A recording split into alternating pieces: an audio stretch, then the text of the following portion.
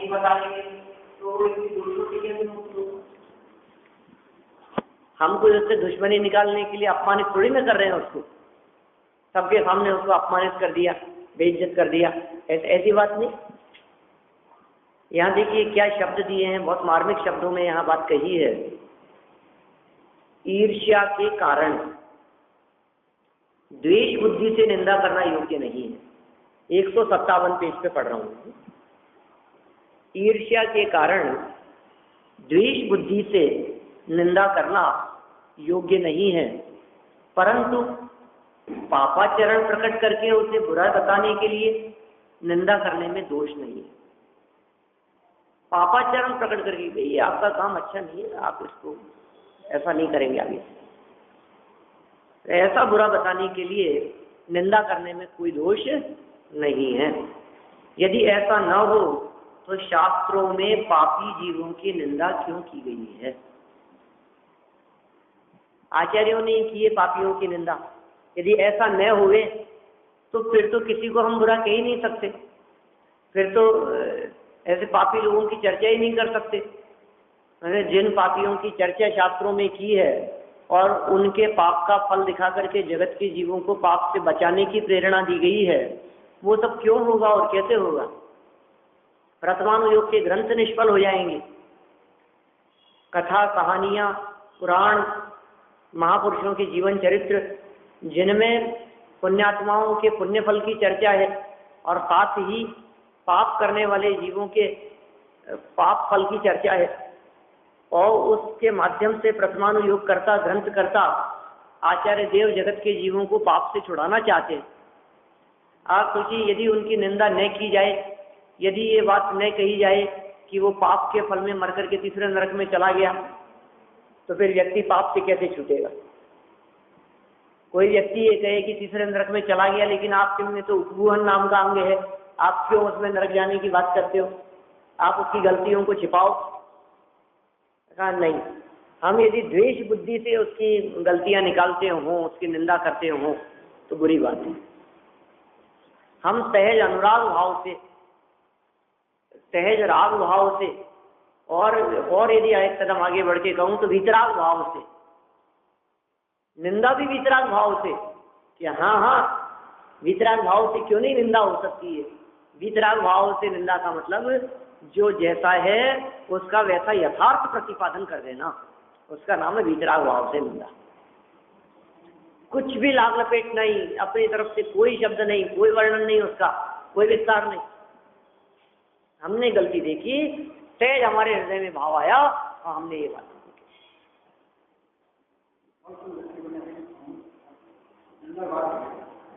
General बात कहें, personal भी कहें तो अलग से कहें, ठीक है। तो ये कह रहे हैं यदि ऐसा ना हो तो शास्त्रों में पापी जीवों की निंदा क्यों की गई है? माने शास्त्रकार दिगंबर संत जो मुनिराज हैं, उन मुनिराजों ने जो पापियों की निंदा की है, वो पापियों की निंदा कुछ सोच समझ करके ही की है। वीतरागता जिनके हृदय में है, कषायों का जिनके हृदय में अभाव हो गया है, ऐसे मुनिराज भी जब निंदा कर सकते हैं,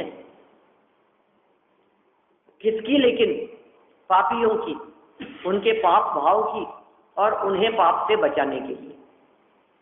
देखिए, किसी व्यक्ति से द्वेष बुद्धि हो, उसकी तो खोटी प्रवृत्ति की निंदा करें, और जिस व्यक्ति से द्वेष न होवे उसकी उसी खोटी प्रवृत्ति की निंदा न करें,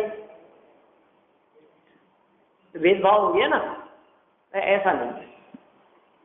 एक बालक होमवर्क नहीं करके आया क्लास में और अध्यापक ने उसको बेंच पे खड़ा कर दिया, और दूसरा बालक जो होमवर्क नहीं करके आया था उसको कुछ नहीं कहा, चलो ठीक है, ये तो गलत बात है। तो सबके लिए समान व्यवहार होना चाहिए। तो ये कह रहे हैं दिगंबर संतों का जो व्यवहार है ये सबके लिए एक समान व्यवहार है, और क्योंकि उनका सबके लिए एक समान व्यवहार है, इसलिए किसी तरह के कोई आक्षेप उनके ऊपर नहीं लगा सकता है कि ये गलत काम करते हैं। निंदा करेंगे, बुराई करेंगे, लेकिन बुराई करने के लिए नहीं, बुराई उसमें अच्छाई उत्पन्न करने के लिए करेंगे। तो उद्देश्य में फर्क है ना। हमारे द्वारा की गई बुराई किसके लिए है? बुराई के लिए नहीं। हमने जो उसकी बुराई की है ये उसकी बुराई निकालने के लिए की, उसमें अच्छाई उत्पन्न करने के लिए की। माता पिता के माध्यम से बच्चों की बुराई की जाती है, सामान्य कथन ऐसा देखा जाता है। तो क्यों करते होंगे इनकी बुराई? इनकी बुराई इसलिए नहीं करते कि इनमें बुराई बनी रहे, हम इसलिए करते हैं कि इनमें से बुराई निकल जाए, बस ऐसा। देखिए, अब यदि कोई जीव विषयाभिलाषियों द्वारा तप छोड़े, तो इसमें बहुत आश्चर्य की बात है। विषय की अभिलाषा रखते हुए, पंचेंद्रिय भोगों की आकांक्षा रखते हुए आपने तपश्चरण को छोड़ दिया। आश्चर्य तो इस बात में है, जैसे इसमें चर्चा करेंगे, आगे आ रही है चर्चा ऐसी तरह की, कोई व्यक्ति के पास में चक्रवर्ती जैसा राज्य था, वैभव संपदा थी, और उसने छोड़ करके मुनिव्रत अंगीकार कर लिया, तो जगत के जीवों को आश्चर्य होता रहेगा, इतना सब मतलब ये मुनि, इसमें क्या दम है? उनको देखो आप कैसे मुनि बने, सब कुछ साफ लंबा चौड़ा राजपाट, घर बार, परिवार और सब अथाह वैभव, नौकर चाकर, घूमने फिरने वाले, आगे पीछे दौड़ने वाले, कितनी गाड़ियां बाहर खड़ी रहती थी, इशारे पर काम करने वाले लोग थे, उसके बावजूद उन्होंने दीक्षा ले ली। आश्चर्य की बात। ये कह रहे हैं, अरे भाई साहब, पंचेंद्रिय विषय और भोग सामग्री को छोड़कर दीक्षा ले लेना, इसमें कोई आश्चर्य की बात नहीं है। आश्चर्य की बात तो ये है कि इन सबको छोड़ देने के बावजूद भी ये व्यक्ति विषयासक्त होकर के पुनः कैसे भोगों में लिप्त हो जाता है, उसका आश्चर्य यहाँ बतलाना चाहते हैं। वे कह रहे हैं, विषयाभिलाषियों द्वारा तप छोड़ने पर आश्चर्य होता है। हरिणी छंद है, अपन पढ़ते हैं 165 श्लोक।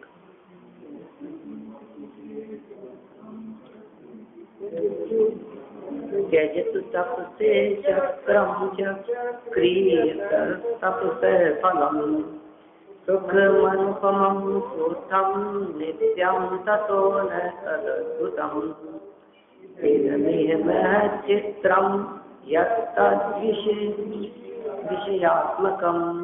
पुनरपि सुधीस्यतं भोक्तुं व्याहति महत्तपः। शाश्वत सुख फल रखते हो साया, सबके लिए चक्र सजते चक्री, इसमें आश्चर्य नमा, किंतु सुबोधिया विष्णु ने भोग अभिलाषा से गुरुदम सबको सजते थे, अति आश्चर्य में। दुनिया में लोग आश्चर्य करते हैं, अरे आप आलू नहीं खाते, गाजर मूली बैंगन लहसुन कुछ नहीं खाते, आप सब जमीन जमीन खाते, आपके त्याग, आप खाते क्या है? लोगों को आश्चर्य होता है दुनिया में ऐसा। तो मतलब जगत में त्यागियों की त्याग वृत्ति को देखकर अन्य मूर्ख लोगों को जगत में आश्चर्य हुआ करता है। लेकिन यहाँ आचार्य देव ये कह रहे हैं, अनुपम आत्मोत्पन्न और शाश्वत सुख ये फल मिलता है तप से। अनुपम आत्मोत्पन्न शाश्वत सुख फल तप से होता जान। तप से ऐसा जान करके ऐसे थोड़ी ना तपस्चरण करते हैं। चक्रवर्ती जैसे बुद्धिमान लोग, ज्ञानी धर्मात्मा, अच्छे अच्छे पद पर पढ़े लिखे समझदार, ऐसे लोगों ने यदि तप को अंगीकार किया है तो कुछ न कुछ सोच समझ करके किया होगा। प्रजा को ये बात बहुत अच्छी तरह समझ लेनी चाहिए कि राजा ने यदि दीक्षा ले ली है तो इसका मतलब कुछ तो बात है, कुछ तो दम। प्रजा को ये बात दिखनी चाहिए, हमारे पास तो कुछ नहीं, झोपड़ी में रहते हैं हम, और हमारे राजा ने दीक्षा ले ली, इसका मतलब बढ़ते बढ़ते बढ़ते बढ़ते यदि राजा भी बन जाए, शासक भी हो जाए, तो भी सुखी नहीं हुआ जाता। ये कह रहे हैं अनुपम और आत्मोत्पन्न, आत्मा से ही उत्पन्न होने वाला, जिसको किसी की उपमा नहीं दी जा सकती हो, ऐसे परमानेंट सुख ये तप से मिलता है। ऐसा जानकर तप करने के लिए चक्र तजते। कौन की चक्री? राज्य का त्याग कर देते हैं जो चक्रवर्ती होते हैं, जो राजा महाराजा और जो सम्राट होते हैं, वे सम्राट राज्य का त्याग कर देते हैं। इसमें आश्चर्य न मान। क्या कह रहे हैं? इसमें आश्चर्य मत मान भाई। तुझे इसमें आश्चर्य क्यों लग रहा है कि इतना सब कुछ छोड़ करके चल दिए? तो फिर आश्चर्य किस चीज में? इसमें आश्चर्य नहीं माने तो फिर किसमें आश्चर्य है? किंतु सुबुद्धि त्यक्त क्या कह रहे हैं? जिन्होंने बुद्धि को छोड़ दिया है। सुबुद्धि त्यक्त मतलब बुद्धि का त्याग कर दिया, जिन्होंने बुद्धि को ताक में रख दी। तो बुद्धि त्यक्त मतलब बुद्धि को ताक में कर दिया हो। त्यक्त त्यक्त शब्द का अर्थ त्याग दिया हो जिन्होंने, और त्यक्त को आप शब्द से देखो जाओ ताक में। त्यक्त मतलब ताक में। तो सुबुद्धि तक बुद्धि फेल हो जाती है उसकी। और क्या, एक तो बुद्धि चलेगी उसकी, तभी ऐसे काम करेगा। कैसे काम? विषय विष पुनः भोग। बोलो क्या कह रहे? विषयों के जहर को, जो पंचेंद्रिय विषयों के जो विष हैं, जो जहर है, इंद्रिय के भोग मधुर विषतम, इंद्रिय के भोग मधुर विषतम लावण्यमयी कंचन काया। ये जो चमकदार दिखाई देने वाली कंचन काया है और इंद्रिय के जो ये भोग हैं, ये सब कैसे हैं? मीठे जहर के समान है। जहर नहीं, मीठा जहर। एक तो जहर वो होता है कैसा कि हम ककड़ी खा रहे हैं और एकदम कड़ी जहर आ गई। अपन क्या बोलते हैं अपन? अरे बिल्कुल कड़ी जहर है। कैसी है? अब कड़ी जहर हो तो आप तुरंत निकाल देते हैं उसको, लेकिन यदि वो मीठा जहर हो तो आप निकालेंगे मुझ से? जो कड़ी जहर है कोई नहीं खाता उसको। मुख में जैसे ही उसके कड़े जहर पने का आवाज हुआ, वैसे ही वो मुख से बाहर आ जाती है। वही ककड़ी जहरीली तो हो लेकिन कड़वी नहीं लगे तो हमें पता भी नहीं लगेगा, मालूम भी नहीं चलेगा। वो तो पेट में जाएगी और जान लेगी। क्यों? क्योंकि वो मीठा जहर है। ये इंद्रियों के भोग, ये भी कड़वा जहर नहीं है, मीठा जहर। कड़वा जहर कोई नहीं खाता, और मीठा जहर, जहर का पता लगे तो नहीं खाए, लेकिन वो उसे जहर जैसा लगता ही नहीं है। वो तो आनंदित लगता है, आनंद लगता है, उसमें मजा आता है। ये कह रहे हैं विषय विष पुनः भोग अभिलाषा से, माने उन्हीं का स्मरण करते हुए, विषयों का स्मरण करते हुए, विषयों का चिंतन करते हुए क्या करता है? गुरुतम तप को तज देते हैं। उत्कृष्ट तप का त्याग कर देते हैं। अति आश्चर्य हमें इसमें, हमारे को बहुत आश्चर्य लगता है। क्या किया उन्होंने? उस तप का त्याग कर दिया। किस लिए? कि जिन विषयों को पहले त्याग दिया था ना, दोबारा उनको अंगीकार करके। ये क्यों अंगीकार कर लिया? भोगे जो भोग पहले उनका करे स्मरण, उनका स्मरण करते हुए वापस उनमें आसक्त हो जाता है। भोगे जो भोग पहले, बोलो, उनका न हुए स्मरण, उनका स्मरण न हुए। किस लिए नहीं हुए? बोलो, ये बात क्यों कही गई है? पूर्व में भोगे गए भोगों का स्मरण नहीं करना। पूर्व रतानुस्मरण, वृक्षेचरस स्वैतरी संस्कार त्यागा पंच ब्रह्मचर्य व्रत की भावना माने वालों के लिए 5 बातें कही है उमा स्वामी आचार्य जी ने। उन्होंने कहा है पूर्व रतानुस्मरण, उसका त्याग, पूर्व रत अनुस्मरण त्यागा। गरिष्ठ भोजन आदि फिर और बातें कही है, लेकिन पूर्व में जो तुमने, अरे यार वो तो क्या, जब आप यदि उसके बारे में सोचते रहेंगे तो आपकी इच्छा वापस उसको प्राप्त करने की होगी। आपको यदि समझ लीजिए आप 3 दिन पहले बनाए हुए डोसे यदि याद आएंगे और उसका स्वाद आएगा ख्याल में, तो आपका मन होगा यह एक बार फिर बनाओ। वो चीज तो क्यों क्या बनाया था, गजब था, एक बार तो। और आपको यदि समझ लो आप किसी कुल्फी वाले की कुल्फी और उसका स्वाद यदि आपको ख्याल में रहता है, स्मरण में आता है, तो जब उसकी घंटी बजती है क्या तो आप उसकी तरफ रोको, उसको चले नहीं जाए, 2 कुल्फी देना भैया, बोलो कैसा लगता है। तो अब ये स्पष्ट शब्दों में कह दिया भैया एक बात सुन लो, तुम पूर्व में भोगे गए भोगों का स्मरण मत करना, ये बहुत खतरनाक है। क्यों नहीं करना? क्योंकि आप उनका त्याग कर चुके। जिन त्यागियों ने, जिन संयमियों ने हृदय में वैराग्य भाव आने पर पूर्व के समस्त विषयों का त्याग कर दिया और त्याग करके मुनिव्रत अंगीकार किया, संयम और साधना का मार्ग अंगीकार किया, अब संयम और साधना के मार्ग पर चलते हुए यदि वे ही जीव पूर्व में अपने राजपाट और भोगों की अवस्था का स्मरण करते हैं तो आश्चर्य की बात लगती है। परम उत्तम उत्कृष्ट जिससे मुक्ति की प्राप्ति होती हो, जिससे शाश्वत सुख की प्राप्ति होती हो, ऐसे तपश्चरण से छूटकर वापस विषय भोगों में लग जाते हैं।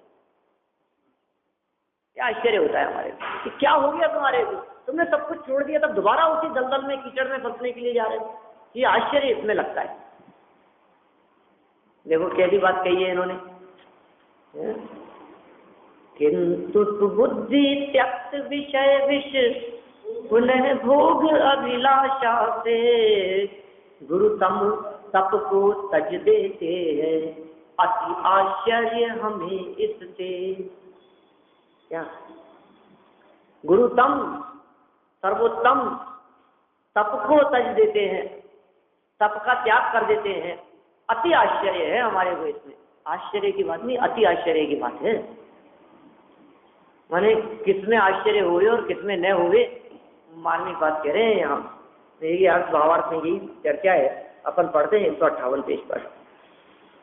चक्रवर्ती तप के लिए राज्य छोड़ें तो छोड़ें,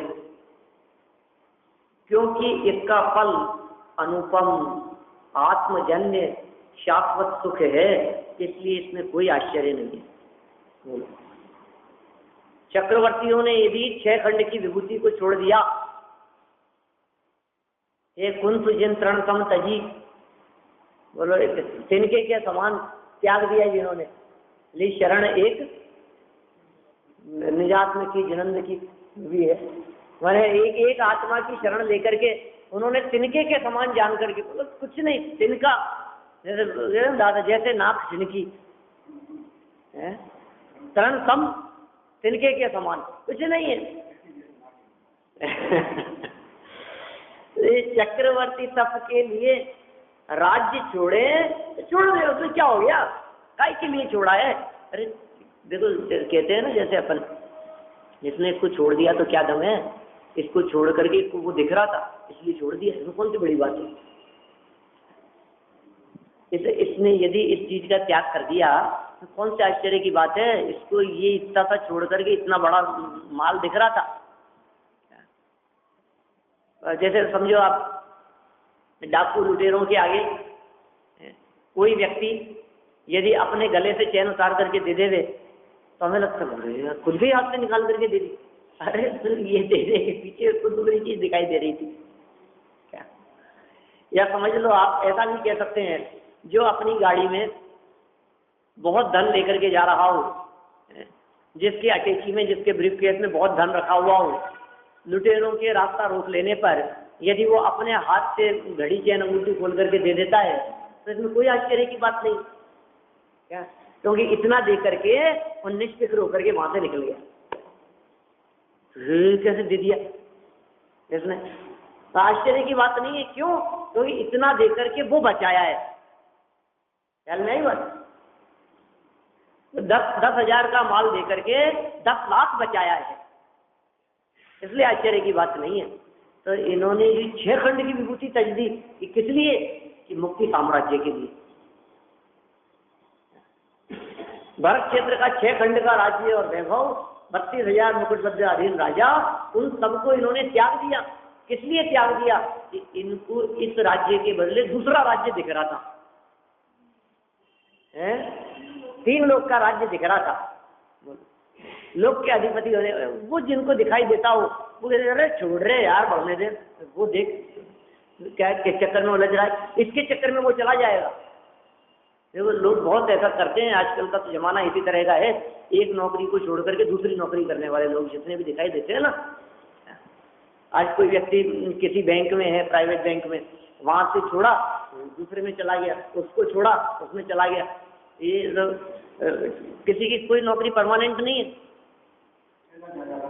पैसा ज्यादा मिले गजब करते हो। 40,000 की नौकरी छोड़ दी तुमने, क्या हो गया तुम?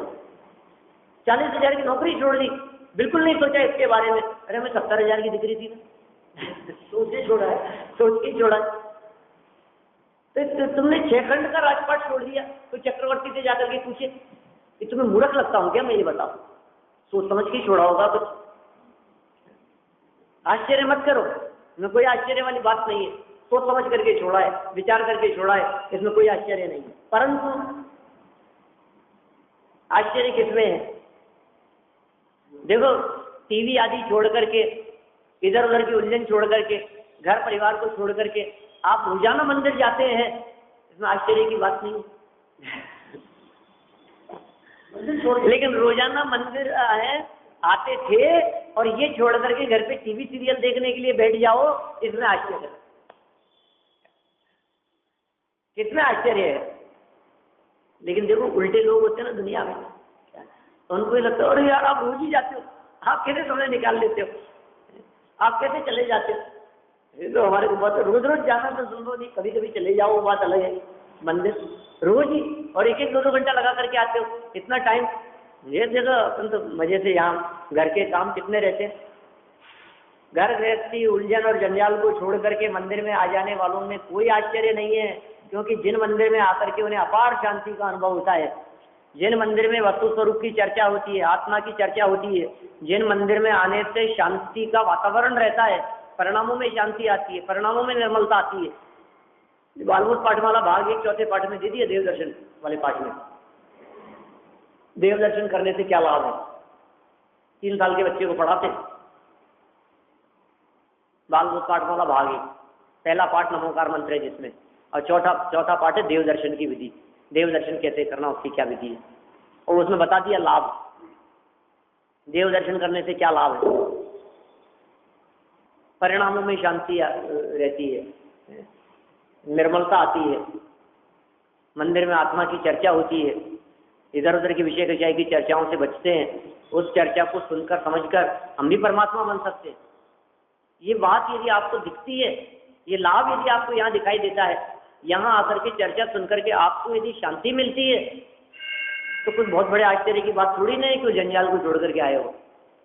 आपने दोनों में से चुना है, तो आपने कोई घाटे का सौदा नहीं किया है, नुकसान का काम नहीं किया। कोई व्यक्ति अपने किसी क्लाइंट को छोड़कर दुकान को बंद करके रात को 8 बजे यदि मंदिर आ जाता है, तो कोई घाटे का सौदा नहीं है। लगता है अरे कितने ग्राहक, कितना नुकसान करके मैं यहाँ आकर के बैठा हूँ, मैं ही जानता हूँ कितना नुकसान हो गया है। मूर्ख, नुकसान नहीं हुआ है, ये घाटे का काम नहीं है, ये सौदा घाटे का नहीं है मंदिर में आकर के बैठना। तो चक्रवर्ती ये कहते हैं 6 खंड का राजपाट छोड़ा काई के लिए? जंगल के लिए। 6 खंड का राजपाट छोड़ा काई के लिए? कि पीची कमंडल के लिए। क्या रखा है पीची कमंडल में? ढेर लगा दे तुम्हारे पास में पीची कमंडल के, बोलो इसके लिए छोड़ दिया आपने उन सबको? तुम्हें पता नहीं है ये राजपाट छोड़ करके पीची कमंडल हाथ में लेना ये घाटे का सौदा नहीं है क्या? माने ये हम बिना बुद्धि के नहीं कर रहे हैं, बहुत सोच समझ करके कर रहे हैं, विचार करके कर रहे हैं। और कितना सोचा है हम जानते हैं उसके बारे में, कितना विचार किया है। बड़ी मुश्किल से इतने लंबे समय तक राजपाट करते हुए और विचार करते हुए हम इस निर्णय पर पहुंचे हैं कि तो राजपाट में सुख शांति नहीं है, और सुख शांति यदि चाहिए तो परिवज्यतु सामन्नम यदि इच्छति दुख परिमुक्तम। आचार्य कुंद स्वामी कहते हैं तू मुनिव्रत को अंगीकार कर, संयम अंगीकार कर, यदि तू सुखी होना चाहता है। ये विचार करके हमने इस मार्ग को अपनाया है। तुम मूर्ख कहते हो हमारे को, हमें तो तुम मूर्ख दिखाई देते हो। ऐसा कहते हैं आचार्य। तुम बेवकूफ दिखाई देते हो हमारे को, हम बेवकूफ हैं, तुम बेवकूफ हैं। वही बात है, ज्ञानियों को अज्ञानी जीव मूर्ख दिखते हैं और अज्ञानियों को ज्ञानी मूर्ख दिखाई देते हैं। क्या करें? उसको पागल बना देता बस ऐसी हालत। कौन पागल है? ये तो निर्णय करना पड़ेगा अपने को। ये निर्णय करा रहे हैं, इसलिए कह रहे हैं आश्चर्य मत करो आप किसी वैभव संपन्न व्यक्ति को देखिए। तो चक्रवर्ती राजा महाराजाओं की बात कही, 1000 वर्ष पुरानी बात कहते हैं यहाँ आचार्य गुणभद्र स्वामी, राजाओं का जमाना था, ठीक है ना। लेकिन अपन जिनको देख करके पैसे वाले हैं, बहुत वैभव है, और फिर ये अरे यार ये तो बिना पैसे वाला गरीब व्यक्ति कहे ना ये बात, तो फिर इतना असर नहीं होता। और कोई पैसे वाला व्यक्ति जब ये कहता है कि पैसे में सुख नहीं है, तो असर होता है। तो ऐसा लगता है कि यार वास्तव में बात तो सच्ची कह रहा है। मैं तो सोचता था इनका जितना पैसा मेरे पास में हो जाए, और आज ये बात समझ में आ रही है कि वास्तव में इसमें सुख नहीं, सच्ची बात है ये। देखो आश्चर्य, अब उल्टा आश्चर्य किसमें होना चाहिए? परंतु यह बड़े आश्चर्य की बात है कि बुद्धिमान होकर भी, आश्चर्य की बात किसमें है? बुद्धिमान होकर भी छोड़े हुए विषय रूपी जहर को पुनः भोगने के लिए, छोड़े हुए को पुनः भोगने के लिए सबको छोड़ देते हो। क्या कर रहे हो? ये क्या कर दिया तुमने? हाँ बिल्कुल ऐसा है। एक बार तुमने छोड़ दिया था, एक बार तुमने निकाल दिया था, एक बार जिसका त्याग कर दिया था, दोबारा उसी चीज में। आप ऐसा यदि गहराई से इन बातों के बारे में विचार करेंगे ना, तो आपको बहुत सारी बातें मिलेगी इस तरह की, जो छोड़ करके फिर दोबारा उसी में। अरे यार तुमने इस चीज का त्याग कर दिया था, फिर दोबारा वही। तुमने इस चीज का संकल्प लिया था, फिर वही काम करने लगे। तो बहुत सारी हल्की फुल्की ऐसी बातें मेरे दिमाग में घूम रही है। आप खूब विचार करेंगे तो आपको खूब सारी बातें मिलेगी, समझ लेना। हजारों उदाहरण निकाल सकते हैं आप इस संदर्भ में। मतलब दान दे करके नहीं देने वाली बात है ना, पैसा दे करके वापस ले लेने वाली बात, घोषणा करके नहीं देने वाली बात है, जिसका प्रति ममत्व का त्याग कर दिया, जिसके प्रति आपने राग छोड़ दिया, अपने ऐसी परिस्थितियां जहां कहीं पर भी होती हो, सब बातें लगा लेना इसके अंदर। आपने एक बार जिस विकल्प का त्याग कर दिया, जिस राग का त्याग कर दिया, ये धर्म क्षेत्र, यहाँ से अपने को पैसे से कोई मतलब नहीं है, अब फिर तेरे मन में ऐसा खोटा परिणाम आया कि अरे यार काय को नुकसान कर दिया घोड़े से, ऐसी बात क्यों सोचता है? अरे यार 5 लाख देने की बात कह दी मैंने, 2 ही लाख ठीक थे। तो मैंने ये सारी बातें, इस तरह की बातें इसके अंदर लागू हो जाएगी। तप करने के संदर्भ में उपवास करने का संकल्प लिया, इस बार तो कर लिया मैंने 3 दिन का उपवास, आगे से कभी नहीं। इस बार तो ये चतुर्दशी का उपवास से खूब परेशान रहे, आगे से उपवास करना ही नहीं है। तो मतलब देखो संकल्प करके क्या सोचता है, व्रत अंगीकार करके क्या सोचता है, आगे नहीं करने की बात सोचता है। महीने भर तो त्याग कर दिया बाद में रात्रि भोजन का, अब नहीं होगा अपने से, तो बिल्कुल बिल्कुल उसी दिन टूट पड़ते हैं, समझो आप। क्षमावाणी पहले ही दिन, जबकि वो बाजरे का ही दिन है अभी, लेकिन वो ऐसा लगता है अब हो गया, निपट गया बस, अब आज तो कम से कम अब तो घर घर जाना है लोगों के यहाँ। बोलो आप। आलू पे टूट पड़ता है, आलू पे टूट पड़, आलू में टूट पड़ेगा, मर करके आलू में जन्म लेगा। तो कई बार ऐसा कहते हैं आलू से तो इनका जन्म जन्मांतर का साथ है कैसे जन्म जन्मांतर का साथ है कि इस मनुष्य जन्म के पहले बहुत लंबा काल इसने अपना आलू में बिताया है क्या, और ये जीवन पूरा हो जाने के बाद में भी फिर आगे के बहुत जन्म उसी में बिताने वाला है, निगो दिया बन करके और उसी में जाकर के जन्म लेगा। ऐसी दशा है। देखिए तो बुद्धिमान होकर छोड़े हुए विषय रूपी जहर को पुनः भोगने के लिए, वापस भोगने के लिए महान तप को छोड़ देते हैं। इसमें बहुत आश्चर्य की बात है। देखिए भावार्थ पढ़ते हैं अपन इसका।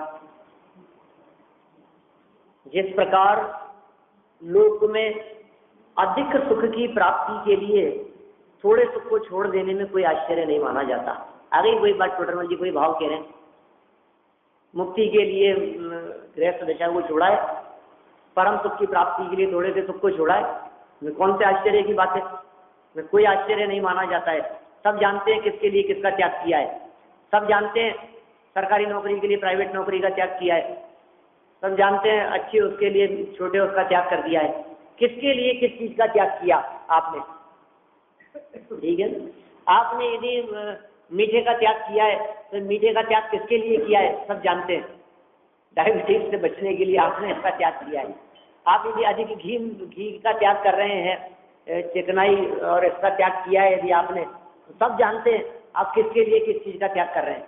ये कोई त्याग की महिमा थोड़ी ना है, ये तो स्वास्थ्य लाभ की वो है बात। माने यदि आप बिल्कुल त्याग भाव से उसका त्याग करते तो आपको उसका फल मिलता, लेकिन आप त्याग क्या करते हैं? आप तो डॉक्टर से ये और पूछते हैं, डॉक्टर साहब और कितने दिन छोड़ना पड़ेगा? डॉक्टर साहब कितने दिन और मीठा बंद रखना पड़ेगा? फिर तो खा सकूंगा ना मैं। महीने भर के बाद तो फिर तो चलेगा, महीने भर तक बिल्कुल त्याग कर देता हूँ। माने देखो अंदर में क्या चल रहा है, किसके लिए किस चीज को त्यागा है, ये चीज महत्वपूर्ण हुआ करती है। लोक में अधिक सुख की प्राप्ति के लिए थोड़े सुख को छोड़ देने में कोई आश्चर्य नहीं माना जाता, कोई आश्चर्य नहीं है इसमें। थोड़े सुख के लिए, अधिक सुख के लिए थोड़े सुख को छोड़ देने में, परंतु क्या शैली है, परंतु यदि कोई सर्वथा दुखदायक विषय को छोड़कर पुनः उसे खाने के लिए बड़े पद को छोड़े तो महान आश्चर्य की बात है। बोलो, वापस तो उसी को खाने के लिए, मैंने जिससे तू इतना बीमार पड़ा वापस उसी को खाने के लिए ये काम कर रहा है और सुख को छोड़ रहा है, बड़े पद को छोड़े तो महान आश्चर्य की बात है। जैसे लगता है तूने इस पद को छोड़ करके वापस ही अंगीकार कर लिया, ये क्या हो गया? ऐसा क्यों? कोई व्यक्ति मजिस्ट्रेट बनने के बाद में वापस वकील बनना चाहता है, कोई व्यक्ति डॉक्टर होने के बाद में वापस कंपाउंडर होना चाहता है, तो त्यागी होने के बाद में वापस भोगी क्यों होना चाहता है? त्यागी और भोगी उनमें से कौन श्रेष्ठ है? कौन सा पद ऊंचा है? यदि त्यागियों का पद ऊंचा है, त्यागियों का पद श्रेष्ठ है, महान है, तो उस त्यागियों के पद को छोड़कर भोगियों रूप अवस्था अंगीकार करना ये योग्य नहीं, ये समझदारी का काम नहीं। इसमें हमें आश्चर्य लगता है। और दुखदायक विषय को छोड़ा था तूने, क्या जान करके छोड़ा था? पहले तो ये बता। मैंने तुमने छोड़ने के पहले सोचा क्या था? अभी 2 साल पहले, 2 साल हो गए शायद, कब की बात है ध्यान नहीं मेरे को, कि राजस्थान जन साहित्य परिषद की तरफ से एक प्रवचन रखा था आदर्श नगर जैन मंदिर में मेरा, 10 लक्षण से लौटने के बाद। मेरे से पूछा था कि इसका हेडिंग क्या रखना है, मतलब किस विषय पर आपका प्रवचन रखा जाएगा। तो उसमें जो विषय मैंने दिया था, 10 लक्षण पर्व के बाद की बात है, मैं बम्बई से लौटा था और 2 दिन बाद में वहाँ प्रवचन रखा था। तो क्या टॉपिक रखना है? तो मैंने हेडिंग दिया था 10 लक्षण पर्व के बाद अब।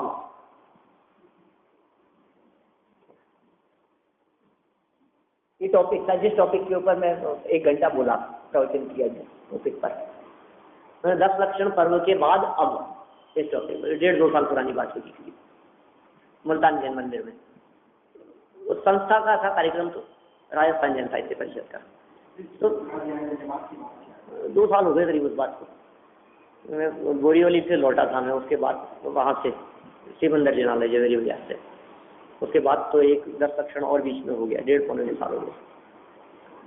देखो, तो मेरा कहने का मतलब ये है कि उसमें जितनी चर्चा की थी मैंने विचार करके, उसमें पूरी की पूरी चर्चा इस पर आधारित थी कि आप पहले ये विचार करो कि आपने 10 दिन जिस चीज का त्याग किया था वो अच्छा जान के किया था कि बुरा जान के किया था? पहले दिल पे हाथ रख करके बताना। आपने जब उसका त्याग किया था कि मैं 10 दिन आलू का त्याग करता हूं, तो आपने क्या सोच करके किया था कि मैं अच्छा काम कर रहा हूं कि बुरा काम कर रहा हूं? बोलो साहब, आपने क्या सोचा था? बुरा काम कर रहा हूं ऐसा सोचा था? यही सोचा था ना आपने, यार मैं 10 दिन तो कम से कम त्याग करना चाहिए क्योंकि ये अच्छा काम है। और यदि वो अच्छा काम है और आपने अच्छा जान करके उस चीज का त्याग किया था, तो आश्चर्य तो इस बात का है कि तुम दोबारा उस अच्छे काम को छोड़ करके बुरा काम क्यों अपना रहे हो? अब क्यों कर रहे हो ऐसा? पूनम का पारना छोड़ा मंदिर जी का बारना, ये अब ये ऐसा काम क्यों कर रहे हो तुम?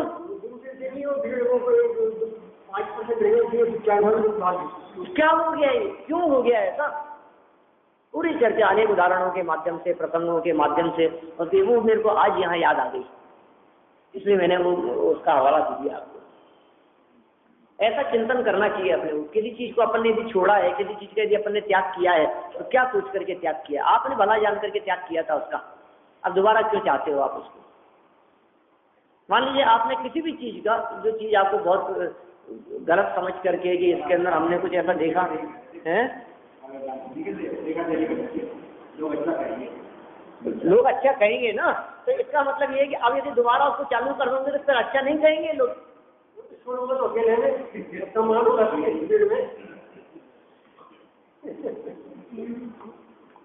मैं अति विस्तार उसका नहीं करना चाहता हूँ, समय सीमा भी है अपने पास में, इसको 2-4 लाइनें खत्म करता हूँ, लेकिन आपको उसका भाव समझ में आ गया होगा कि क्या है। आपने यदि रात्रि भोजन का त्याग करके आपने अच्छा अनुभव किया है, तो इस संदर्भ में मैंने वो उदाहरण भी दिया जो पंच कल्याण के प्रसंगों पर दादा दिया करते हैं। तलाक की नौबत आ गई थी आपने सभी ने, वो 6 महीने का वो पीरियड चल रहा था जब दोनों अलग अलग रह रहे थे, और पिताजी आ गए लौट करके, चिट्ठी आई पिताजी की लड़की के पास में, और उस चिट्ठी में लिखा था कि बेटा अब इकलौती बेटी हो तुम, क्या तुम सुख शांति से रह रही हो या नहीं, एक बार बस इतना सा विकल्प हमारे मन में है, तो तुम्हारे घर पर आकर के 2-5 दिन रहना चाहते हैं, उसके बाद में हमें हरिद्वार जाकर के अपना समय बिताना है, अंतिम समय। तो 7 दिन के लिए इस तारीख को, इस समय हम तुम्हारे पास में आए। वो तो अलग रह रहे थे, क्या है, तलाक के लिए अर्जी लगा रखी थी, चिट्ठी आ गई, क्या स्थिति होती। प्रसंग तो बहुत लंबा है, मैं उसको बहुत शॉर्ट में सुनाता हूँ, और पूरा लंबायमान करके उसको सुनाया जाए तो बड़ा मार्मिक और आनंदित भी लगता है। लेकिन समझ लो आप, जैसे ही वो चिट्ठी पहुंची उसके पास में, क्या 2 महीने हो गए पति के पास में पहुंची, आ गई अकल सिखाने, क्या लौट करके आ गई, बड़ी बड़ी बातें करती थी, जरूरत नहीं है आपकी, ये क्या हुआ? नहीं ऐसा कुछ नहीं है, ये चिट्ठी पढ़ो। क्या चिट्ठी पढ़ी कि मैं तो तुम्हारे बिना ही रहूंगी और जिंदगी भर रह सकती हूँ, लेकिन सवाल पिताजी का है,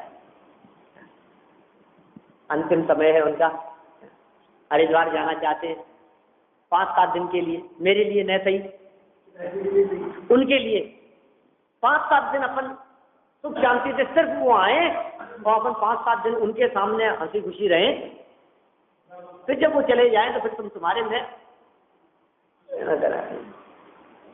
ठीक है, कोई बात नहीं, पिताजी का सवाल है, इसलिए तैयार हो गया। काय के लिए? नाटक करने के लिए। पिताजी आए, आकर के देखा उन्होंने, बेटी दामाद के साथ में रहे 7 दिन, क्या, और उन दोनों ने इतना अच्छा प्रदर्शन किया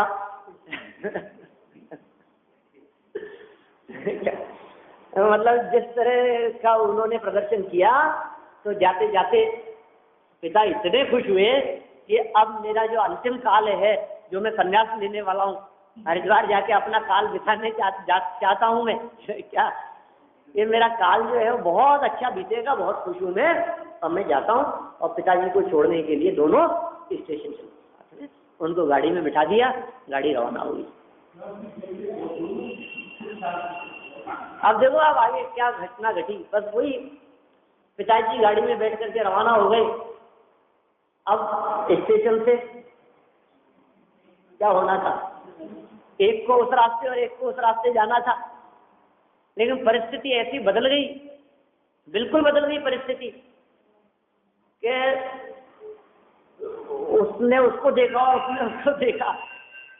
कि बात ऐसी सामने आई कि जब हम पिताजी की खुशी के खातिर 7 दिन नाटक करते हुए हंसी खुशी रह सकते हैं, तो क्या अपने पूरे जीवन को नाटक करते हुए नहीं जी सकते, हंसी खुशी नहीं जी सकते? जब हम दूसरों की खुशी के लिए राजी खुशी रह सकते हैं, तो अपनी खुशी के लिए राजी खुशी नहीं रह सकते। 7 दिन रहने में बुरा लगा कि अच्छा लगा, पहले तो ये बताओ। यदि 7 दिन रह करके अच्छा लगा तो हम 70 दिन क्यों नहीं रह सकते, और 70 दिन रह सकते हैं तो 7 साल क्यों नहीं रह सकते, और 7 रह सकते हैं तो 17 साल क्यों नहीं रह सकते, पूरी जिंदगी क्यों नहीं रह सकते हैं? उन्होंने अपना निर्णय बदल लिया और जीवन भर के लिए बहुत सुख शांति से साथ में रहने लगे। पूरे प्रसंग के माध्यम से सिर्फ इतनी ही बात कहना चाहते हैं कि यदि आपने 10 दिन का त्याग किया, आपने अष्टांगिका में 8 दिन का त्याग किया, और आपको 8 दिन त्याग करने पर आपको बहुत अच्छा फील हुआ कि यार बहुत अच्छा, मैं तो इधर उधर के खान पान से बिल्कुल बच गया, बहुत अच्छा लगा मेरे को, बहुत आसानी से निकल गए 10 दिन, पता ही नहीं लगा मेरे को। तो आप यदि 10 दिन उस चीज को निभा सकते हो, तो मैं कहता हूँ 10 महीने क्यों नहीं, और 10 साल क्यों नहीं, और जिंदगी भर क्यों नहीं? निर्णय आपको करना है, या आपको सोचना है कि आप क्या चीज छोड़ करके क्या चीज अंगीकार करने जा रहे हो दोबारा। ये विचार करो आप गहराई से, तो पता लगेगा आपको। ये बात यहाँ टोडरमल जी ने कह दी है, 2 लाइनें और हैं, पढ़ करके समाप्त करता हूँ। उसी प्रकार मोक्ष सुख के लिए चक्रवर्ती पद को छोड़ने में कोई आश्चर्य नहीं है। मोक्ष सुख के लिए छोड़ रहे हो आप, मोक्ष सुख दिखाई देना चाहिए आपको, चक्रवर्ती पद छोड़ने में कोई आश्चर्य नहीं है। परंतु कोई सर्वथा दुखदायक विषयों को छोड़कर भी पुनः उनके सेवन के लिए त्रिलोक पूज्य मुनि पद को छोड़े। मुनि पद कहता है त्रिलोक पूज्य, मुनि पद साधारण पद नहीं है, देवलोक जिनके चरणों में झुकते हैं ऐसा पद है, 3 लोक में पूज्य पद है, उस मुनि पद को छोड़े तो ये महान आश्चर्य की बात है। ऐसा अनर्थ कैसे हो सकता है? इस तरह की बात इन्होंने यहाँ कही है। तो अपने जीवन में यदि इस तरह की कभी कोई विकृति आने की संभावना हो गए तो हम अवश्य उससे बचें। इसी मंगल भावना से मैं बात को यही विराम देता हूँ।